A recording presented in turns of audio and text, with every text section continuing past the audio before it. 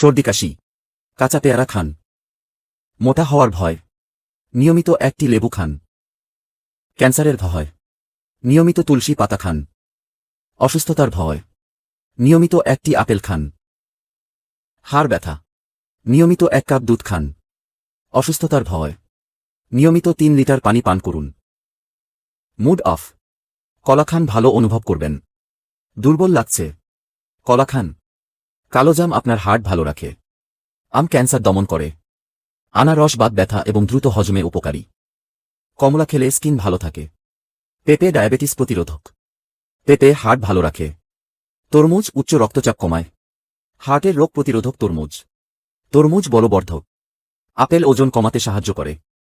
হাড় শক্ত করতে টমেটো খান। বুদ্ধিমান হতে চেরি খান। পাকা আম রোগ প্রতিরোধ ক্ষমতা বাড়ায়। কাঁচা আম হৃদরোগের ঝুঁকি কমায়। কোষ্ঠকাঠিন্য নিরাময় করে। কাঁঠাল রুচি ও শক্তিবর্ধক।